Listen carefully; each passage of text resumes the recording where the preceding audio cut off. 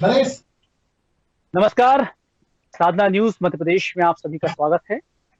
और आज की जो सबसे बड़ी खबर मध्य प्रदेश की है वो है मुख्यमंत्री शिवराज सिंह चौहान ने सरपंचों को अपने वित्तीय अधिकार लौटा दिए हैं। हालांकि प्रश्न ये उठता है कि 12 दिन पहले जो अधिकार वापस लिए गए थे वो अधिकार वापस लौटाए गए, उसके पीछे क्या कारण है?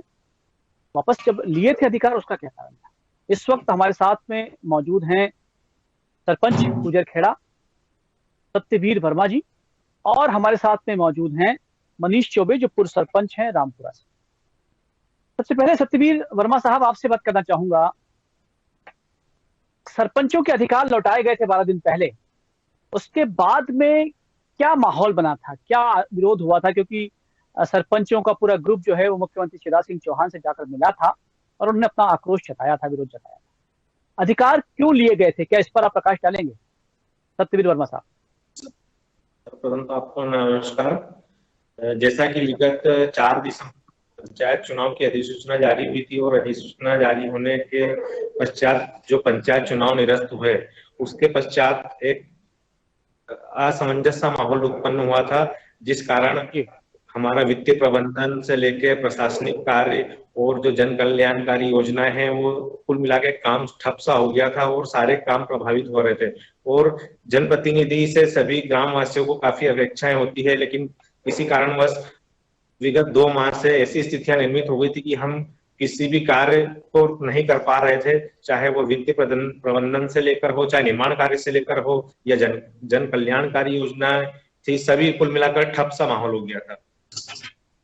जी, क्या क्या व्यवस्था बनाई थी उस वक्त जब आपके वित्तीय अधिकार ले लिए गए थे? तो क्या व्यवस्था बनाई? क्या कलेक्टर के माध्यम से वो पैसा आपको मिलता है जो प्रोजेक्ट आपके चल रहे थे?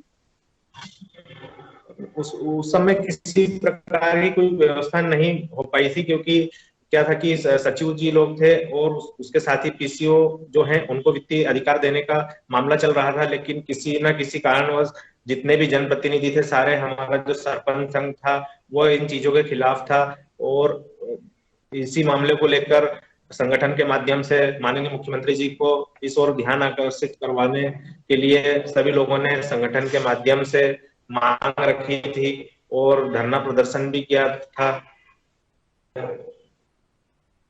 जी, उसके बाद में वित्तीय अधिकार लौटा दिए गए आज सुबह। जी।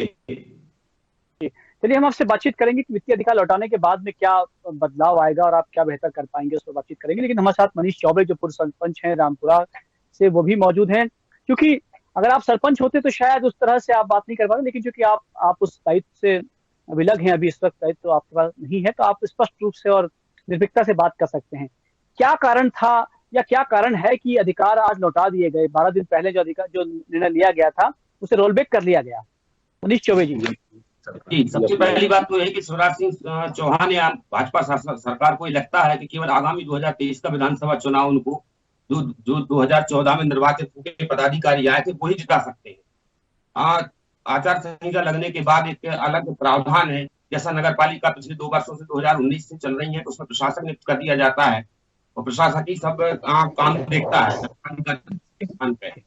ऐसी व्यवस्था जब आचार संहिता ग्राम पंचायतों में लगती है तो उसमें प्रशासक के तौर पर पीसीओ या पंचायत इंस्पेक्टर या जो भी अन्य कर्मचारी अधिकारी होते हैं जनपद पंचायत के, उनको नियुक्त कर दिया जाता है। और ऐसा पहली बार हुआ है, जैसे एक मजाक बना के रखा है इन्होंने पूरी व्यवस्थाओं को। पंचायत राज एवं ग्राम स्वराज अधिनियम वास्तव में जो गांधी जी की परिकल्पना थी कि गांव के लोग हर 5 साल में निर्वाचित करेंगे, जो दिग्विजय सिंह एक अधिनियम लेके आए थे 1993 में, उसके हिसाब से कुछ भी नहीं हो रहा है। जब पूरा मनमर्जी से काम चल रहा है। जब मन हुआ अधिसूचना आचार संहिता लागू कर दी गई, जब मन हुआ निर्वाचन निरस्त कर दिए गए, जब मन हुआ पुराना आपका एक अध्यादेश लेके आया तो उसको वापस ले लिया गया। इसके बाद फिर कुछ दिनों पहले 4 तारीख को या 3 तारीख को एक आदेश निकला था कि पुराने सरपंचों को फिर से प्रभार मिलेगा। अगले दिन उसको रोक दिया गया। आज सरपंचों ने धरना दिया, प्रदर्शन किया, दबाव बनाया, शासन उनके दबाव में आ गया। पूरा खेल दबाव का है। इनको ये लग रहा है कि अगला विधानसभा चुनाव केवल वर्तमान सरपंचों के बूते ही जीता जा सकता है। लेकिन आपको लगता है मनीष जी, ये तो सच है कि जब वित्तीय अधिकार वापस लिए गए थे तो एक आक्रोश तो था सरपंचों के भीतर, और आपने कहा कि आंदोलन भी हुए, धरना प्रदर्शन भी हुए। तो आपको लगता है कि वाकई चुनाव पर कोई आगामी चुनाव पर ऐसा कोई फर्क पड़ता है यदि ये वित्तीय अधिकार वापस नहीं लिए जाते? हाँ, चूंकि निर्वाचन नहीं होना है, चुनाव पे फर्क पड़ेगा। सबसे बड़ी बात यह है कि जहां जिन पंचायतों में निर्वाचन होना थे, जहां चुनाव चिन्ह आवंटित हो गए थे, जहां प्रत्याशी पूरी मेहनत लगन से काम कर रहे थे, वहां पे इन्होंने फिर जब चुनाव निरस्त किया है, तो उसके बाद यदि ये सोच रहे हैं कि हम आगामी 2023 का चुनाव इस बलबूते जीत लेंगे, इस तरह से अवैधानिक तरीके से काम करके, तो इसका नुकसान होना है। जो लोग 1 महीने या बहुत लंबे समय से तैयारी कर रहे थे, हर पंचायत में कम से कम 5 प्रत्याशी सशक्त दावेदार थे, और ऐसा नहीं है कि एक प्रत्याशी के पास कम से कम 50-50 वोट ना हो। एक पंचायत में 250 वोट का एक औसतन फर्क पड़ता है। 2014 के निर्वाचित लोग ले आएंगे तो ये बिल्कुल गलतफहमी में है। मुझे तो तरस आता है, हंसी आती है। इनका सूचना तंत्र इतना कमजोर हो गया कि ये जो निर्णय ले रहे हैं उससे इनको आगामी चुनाव में लाभ होना है या हानि होना है, इनको ये भी पता नहीं लग पा रहा है। जी मनीष जी, वित्तीय अधिकार जो वापस लिए गए थे, इसका क्या कारण मानते हैं आप? क्यों ले लिए गए थे? हालांकि ठीक है, चुनाव का हवाला दिया गया था, चुनाव पर जो निर्णय आया था आरक्षण को लेकर उसका हवाला दिया गया था, लेकिन फिर भी क्या लगता है मूल कारण क्या रहा होगा? नहीं, वित्तीय अधिकार जो वापस लिए गए थे उसका मुख्य कारण जो इनके विधि सलाहकार होते हैं, तो विधि सलाहकारों की जो सलाह है, जो कानून में लिखा है, वो उसी हिसाब से सलाह देते हैं। तो विधि सलाहकारों की सलाह के हिसाब से वित्तीय अधिकार वापस ले लिए गए थे। अब राजनीतिक लाभ और 2014 के जो निर्वाचित प्रत्याशी थे उनके दबाव में आके राजनीतिक लाभ के उद्देश्य से फिर से उनको वापस कर दिया गया। सत्यवीर वर्मा जी हमारे साथ। सत्यवीर वर्मा साहब, ये बताइए कि एक सरपंच को कितना बजट अलॉट होता है, मतलब उसके हाथ में कितना पैसा होता है, कितने पैसों का निर्माण कार्य करवा सकता है?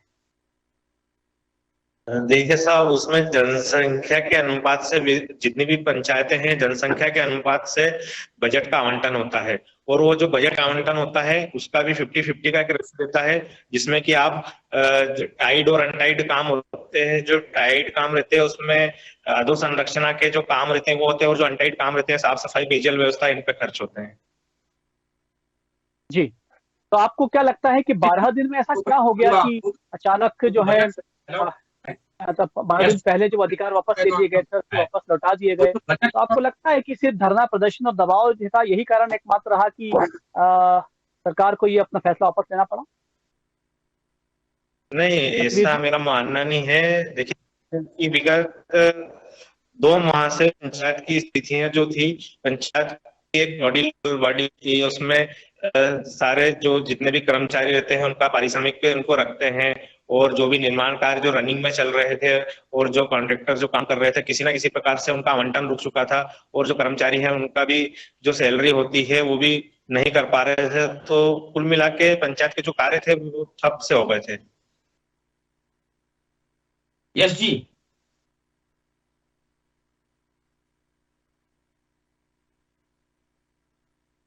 मैंने समस्याएं होती गांव में,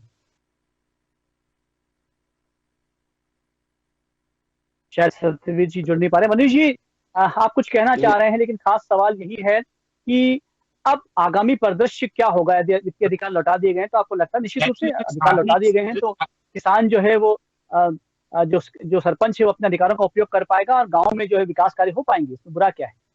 सबसे पहले जो मेरे साथी में डिबेट कर रहे हैं उनकी मैं 2 बातों का खंडन करना चाहता हूँ। पहली बात तो उन्होंने अभी कहा जस्ट कि ऐसा दबाव जैसी कोई चीज नहीं बनाएगी, तो अभी 2 मिनट 5 मिनट पहले उन्होंने ही बोला था कि हम लोगों ने प्रदर्शन किया, दबाव बनाया, तब हम लोगों को वित्तीय अधिकार वापस मिले। दूसरी बात उन्होंने कहा कि जो कॉन्ट्रैक्टर काम करते हैं वो कॉन्ट्रैक्टर उनके काम प्रभावित हो रहे थे। तो मैं आपको बता दूं, पंचायत राज एवं ग्राम स्वराज अधिनियम जो 1993 में आया था उसमें कॉन्ट्रैक्टर जैसा कोई शब्द नहीं है। निर्माण एजेंसी सरपंच और ग्राम पंचायत होती है, कॉन्ट्रैक्टर शब्द है ही नहीं। मतलब ग्राम पंचायत किसी भी कार्य को कराने के लिए कॉन्ट्रैक्ट पे नहीं दे सकती, स्वतंत्र है, खुद ही करेगी। स्वतंत्र नहीं, बात है खुद काम कराने के लिए। एजेंसी काम करती है, लेकिन काम तो ठेकेदार, लेबर जो काम कर रही है वो ठेकेदार से अधिक काम करती है। वो सरपंच खुद एजेंसी होता है, ग्राम पंचायत खुद एजेंसी होती है। टेक्निकल गाइडेंस के लिए और उसके वैल्यूएशन के लिए उपयंत्री सहायक और सहायक यंत्री और एई होते हैं, एसडीओ होते हैं। जी मनीष जी, चलिए थोड़ा सा विषयांतर करते हैं। आप 2023 विधानसभा चुनाव की बात आप कर रहे हैं, आप क्या लगता है जो मध्य प्रदेश में जो गांव हैं, जो पंचायत हैं, जो ग्राम पंचायत हैं, जो जनपद हैं, उनको हम तुलना करें शहरी क्षेत्र से, तो क्या आपको लगता है कि गांव का प्रभाव ज्यादा होता है, गांव के वोटर्स जो है, मतदाता जो होते हैं, उनका प्रभाव ज्यादा होता है चुनाव पर बनिस्बत शहरी मतदाता की? जी हाँ, गांव के मतदाताओं का प्रभाव बिल्कुल ज्यादा होता है, क्योंकि गांव में एक विशेषता देखने को मिलती है। गांव में वोटर जब वोट डालने जाता है तो एक ग्रुप बना के जाता है।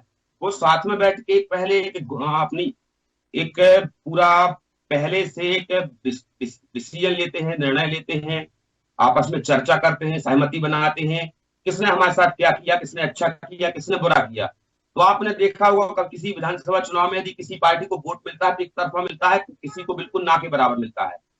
तो निश्चित रूप से। और दूसरा, आपने इसके पहले पूछा था कि इससे क्या फायदा होने वाला है, क्या लाभ हानि होने वाली है, आपने पहले पूछा था, मैं दूसरी बात पे आ गया था। तो उसके जवाब में मैं ये कहना चाहता हूं आपसे कि अभी मैंने पहले भी बोला था कि शिवराज सिंह जी का वर्तमान भाजपा सरकार का जो सूचना तंत्र है वो बहुत कमजोर है, विफल है। एंटी कन्वेंसी नाम की एक चीज होती है। ज्यादातर यदि आप एक सर्वे कराएं तो ज्यादातर ग्राम पंचायतों में आपको वर्तमान सरपंच के विरोध में लोगों के मत मिलेंगे, उनके पक्ष में नहीं मिलेंगे। और निश्चित रूप से विधानसभा चुनाव में जहां सरपंच आएगा उसके एंटी वोट जाएंगे, उसका लाभ नहीं मिलने वाला। और 2023 में हम आप इस चीज को देखेंगे। और सबसे बड़ा कारण आगामी चुनाव में भाजपा की हार का मध्य प्रदेश का कारण, जो इन्होंने तमाशा मजाक बना रखा है कानून व्यवस्था को, पंचायत राज अधिनियम को, प्रजातंत्र को। हमारी एक कहावत है, मैं आपको बताऊं, बुंदेलखंडी में कहावत चलती है कि गरीब की लुगाई और पूरे गांव की भौजाई। तो वास्तव में इस समय चरितार्थ कर दिया शिवराज सिंह चौहान जी ने कि पंचायत राज अधिनियम। देखिए मनीष जी, देखिए आप बता रहे हैं बात सही है, लेकिन ये वही शिवराज सरकार है, ये वही शिवराज सरकार है जो पिछला चुनाव जीत कर आई है। और देखिए, और शिवराज सिंह चौहान को मैं इसकी सहमत नहीं, इस बात से बिल्कुल जीत के नहीं आई है। हाँ, कुछ भी करके टिकड़म भरा के या जो भी हम कांग्रेस में रहे हों, उनको संतुष्ट पार्टी, उनको कांग्रेस पार्टी नहीं। चलिए, इस वक्त सत्यवीर वर्मा जी फिर जुड़ गए हैं हमसे। सत्यवीर जी, आवाज आपको पहले दिन से कांग्रेस पंचायत चुनाव से दूर भाग रही है। पहले दिन से पंचायत की अधिसूचना जारी हुई थी, उसी दिन से कांग्रेस मैदान छोड़ चुकी थी। और जैसे निर्वाचन कार्यक्रम घोषित हुआ था, कांग्रेस को लग रहा था कि हम किसी प्रकार से चुनाव से पूरी तरह से बाहर हो चुके हैं। और कांग्रेस ने सोची समझी रणनीति के तहत कोर्ट में जाकर जो पिछड़ा वर्ग, सत्यवीर वर्मा साहब, समय चूंकि कम है और विषय हमारा यही था कि जो 12 दिन पहले वित्तीय अधिकार लिए गए थे मुख्यमंत्री जी के द्वारा, सरकार के द्वारा, वो रोल बैक करके वापस दे दिए गए। हालांकि उसका कारण ये बताया गया कि चूंकि गांव के जो काम थे वो प्रभावित हो रहे थे और किसान जो सरपंच थे, उप सरपंच थे, उनका एक दल मुख्यमंत्री शिवराज सिंह साहब के साथ मुलाकात हुई थी और उन्होंने उसी स्थिति को समझा और लगा कि शायद इसे रोल बैक करना चाहिए। तो उन्होंने निर्भीकता के साथ में इस क्योंकि निर्णय लेना और उस पर वापस रोल बैक करना अपने आप में महत्वपूर्ण होता है, लेकिन मुख्यमंत्री शिवराज सिंह चौहान ने वो काम किया। हालांकि हम ये मानते हैं कि इस कदम के बाद में जो है वो अब बदलाव आएगा और गांव के विकास कार्यों, खास बात यह है कि गांव के विकास कार्य नहीं रुकने चाहिए, सरपंचों के माध्यम से होगा। जी, आप हमसे जुड़े, क्योंकि समय बहुत कम है, आप हमसे जुड़े, बहुत बहुत। तो इस तरह से लगातार साधना न्यूज पर करंट मुद्दों पर बातचीत की जाती है और कोशिश ये की जाती है कि आम जनता तक वो बात पहुंचे, जो मनन और मंथन, जो आक्रोश उनके मन में चल रहा है। बहरहाल ये लगातार चर्चा जारी रहेगी, आप लगातार जुड़े रहें। इस वक्त आप देखते रहिए साधना न्यूज मध्य प्रदेश।